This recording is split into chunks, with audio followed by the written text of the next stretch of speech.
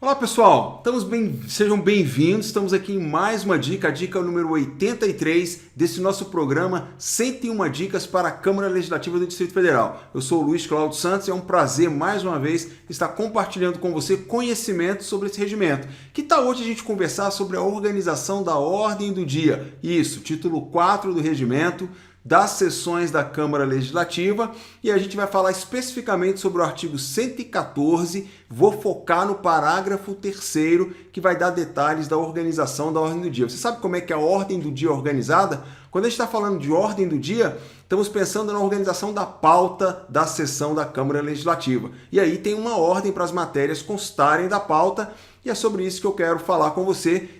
Terminei de gravar aqui a revisão ninja, foram 3 blocos ali muito intensos sobre o título 4, e aí eu falei, por que não compartilhar este assunto com um slide muito legal que eu preparei com os meus alunos lá no YouTube. Então estou eu aqui no YouTube, vai também para o Facebook esse vídeo, quero compartilhar com você. Então pega aí o seu regimento, artigo 114, parágrafo 3º, canetinha, papel na mão, porque é super importante anotar, e mais importante do que anotar, é importante você compreender essas ideias que eu vou mostrar para você. Então, acompanha comigo no slide. Então, olha só, nós temos aí um exemplo de ordem do dia baseado numa ordem do dia real que aconteceu em 10 de dezembro de 2014. Então, quando eu estava lá no início da gravação dos meus cursos iniciais sobre a CLDF, eu fiz uma pesquisa muito legal, de lá para cá já são praticamente 3 anos, na verdade tem 3 anos e meio que eu leciono essa disciplina específica e venho aprimorando os meus conhecimentos. Então, olha só, artigo 114, parágrafo 3º vai dizer: a ordem do dia será organizada pelo presidente da Câmara Legislativa na seguinte ordem: 1. Vetos. 2. Redações finais. 3. Votações em segundo turno ou em turno único. 4. Discussões em segundo turno ou turno único. 5. Votações em primeiro turno. 6. Discussões em primeiro turno. Então, o que a gente pode observar aí?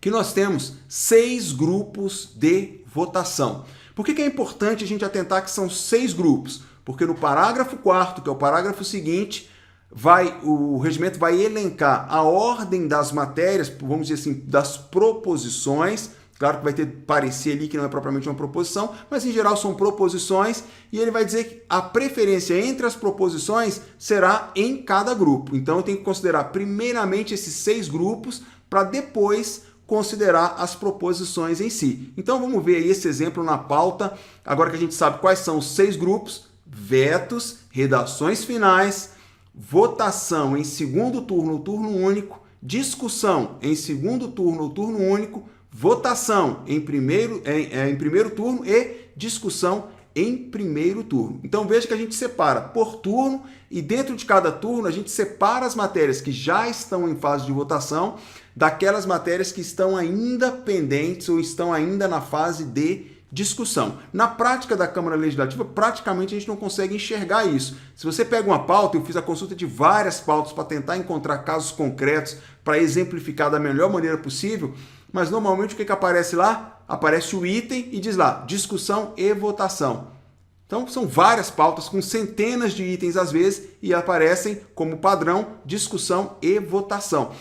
E é super interessante quando você também consulta a prática da Câmara Legislativa, o que você vai encontrar? Que o presidente anuncia, em discussão a matéria, não havendo oradores inscritos, em votação. Em geral, os parlamentares não discutem as matérias na Câmara Legislativa. Curioso isso, né, gente? Mas, para a nossa teoria, a matéria pode ser discutida numa sessão, essa sessão, a discussão ser encerrada nessa sessão e não dá tempo de voltar ou não haver interesse de voltar naquela sessão, e na sessão seguinte a matéria vem para a pauta já na fase de votação. Então ela vai se diferenciar de uma matéria do mesmo grupo que ainda, na verdade não é o mesmo grupo, né? De uma matéria do mesmo tipo que ainda está em fase de discussão. Então confere comigo na tela. Então olha só, temos aí as regrinhas. A gente viu que primeiro são os vetos, né? Então vamos lá. Vetos. Será que nesse dia tinha veto na pauta? Tinha. Então, item 1, apreciação do veto total ao projeto de lei número 36 de 2011, e aí vinha a explicação da ementa desse projeto. Então, estou aqui botando informações abreviadas. Ok, item 2, a apreciação do... Na verdade, não era o item 2, né? Então, essa pauta do item 1 ao item 61 eram só vetos. Então, item 1, aí eu dei um salto aí para a gente visualizar melhor isso. Item 61 da pauta, apreciação do veto total ao projeto de lei complementar número 50 de 2012. Então, no veto, não tem que obedecer a ordem se o veto é parcial, se o veto é total. O veto é pela ordem que ele entra na Câmara Legislativa. O governador votou, ele vai para a fila de vetos a serem apreciados pela CLDF. Então, às vezes vai aparecer veto total, depois um veto parcial, depois outro veto total, não tem problema. Pela ordem, o fato é importante, é veto, entra com preferência. E entre os vetos em si, vai observar a ordem em que que as matérias foram vetadas. Depois de veto, redação final. Só que nessa pauta, observa comigo, não tinha nenhuma matéria em redação final, como eu expliquei para você. É muito raro, na verdade eu não encontrei nenhum caso de uma redação final pautada na CLDF. Lá na Câmara dos Deputados também não é muito costume, o geral é discute, vota e logo em seguida já entram com a redação final, atropelando tudo e faz a redação final ali na mesma sessão. Na teoria, pode-se pautar a redação final na CLDF. Então, veja comigo na pauta. Então, a gente falou aí que temos veto, item 1 e item 61. Aí depois, deveria ser redações finais. Nesse dia, não havia nenhuma redação final na pauta. Então, vamos para o próximo grupo.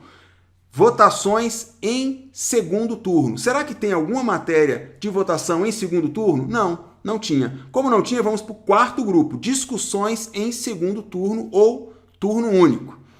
Então, o item 102 da pauta era a discussão e a votação em segundo turno do projeto de resolução número 45 de 2012. Ok, então o item 102, vamos para o próximo. Votações em primeiro turno. Será que existe alguma matéria em votação? Como eu expliquei para você, a Câmara Legislativa coloca tudo já, discussão e votação. Então também não tinha nesse dia nenhuma matéria. A gente vai para o sexto grupo, discussões em primeiro turno. E aí o item 103 era a discussão e votação em primeiro turno da proposta de emenda à Lei Orgânica número 10 de 2011.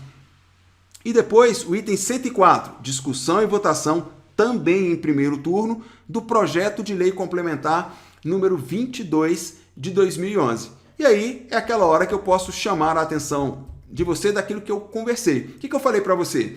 Que quando nós temos, dentro do mesmo grupo, matérias diferentes, aí o parágrafo 4º vai elencar a preferência entre essas matérias. Então, a primeira matéria que tem preferência, estamos no mesmo grupo, como a gente viu aí no final, turno único.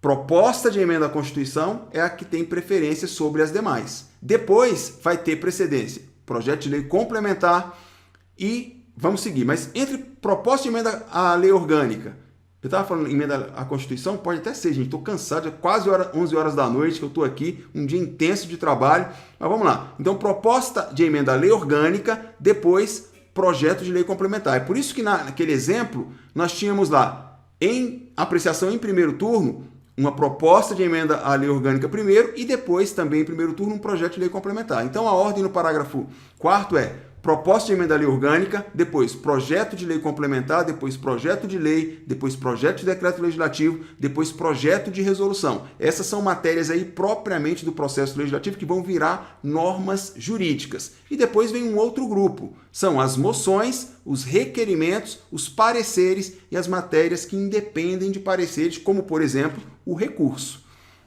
Vão, então, por essa precedência de matérias, a gente organiza dentro de cada grupo. Então, quando eu tiver matérias em segundo turno, em fase de votação, eu tenho que pegar entre essas quais aquelas que estão em fase de votação no segundo turno para colocar na pauta. Se tiver só uma, entra só ela. Se tiver duas, aí eu aplico a ordem de precedência do parágrafo 4º. Então, se eu tenho um projeto de lei e um projeto de resolução, o projeto de lei vai entrar com precedência sobre o projeto de resolução. Espero que você tenha gostado dessa dica aí. No meu curso em exercício está muito legal, eu explico isso e tudo muito mais. E lá eu trabalho com a revisão ninja. Na revisão ninja nós vamos, direto no ponto, rápido, sem muita explicação. Aqui eu expliquei para você, expliquei, porque aqui o objetivo é explicar. Lá na revisão ninja é relembrar você das informações mais relevantes, mais importantes, e a gente faz isso com muita precisão, com muita objetividade para ganhar tempo. Quer ver? Eu quero compartilhar com você um exemplo, comentários que os alunos já deixaram lá no curso. É super importante que você veja para que você se anime a fazer o curso e ganhar, otimizar tempo. Confere comigo aí. Então, gente, olha aqui, ó, no nosso curso aqui, nós temos aqui a revisão ninja, você pode ver aí, ó, um vídeo da revisão ninja, o vídeo número 2 da revisão ninja, o vídeo número 3 da revisão ninja do título 3 do regimento, e esse título é um título muito grande, a revisão número 4. Então, estou com um esquema gráfico aí que eu vou mostrando para os meus alunos, é super legal.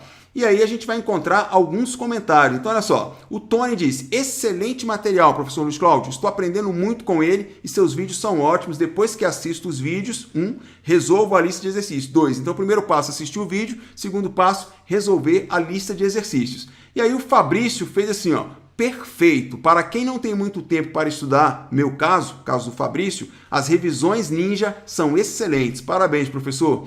E aí o Daniel completou. Realmente o material está excelente, tanto revisão quanto os exercícios comentados. Se para as outras matérias existissem um curso como esse, de tamanha objetividade, qualidade e organização, e aí o Daniel nem conclui o raciocínio dele porque ele ficou sem palavras. Então vem estudar comigo, estou aqui à sua disposição. Eu tirei férias para entregar o módulo 4 hoje, dia 2 de outubro. Vou soltar essa dica ainda hoje de preferência. E vou ficar de férias por 10 dias, vou fazer um curso de liderança e coach, Líder Optimizer na Sociedade Brasileira de Coaching em São Paulo, aí na quinta, sexta, sábado e domingo. E os outros dias das minhas férias eu vou estar mergulhado aqui no regimento para oferecer para você o melhor conteúdo. Um grande abraço, se gostou, curta, compartilhe e estamos juntos nessa luta aí para conquistar a sua vaga.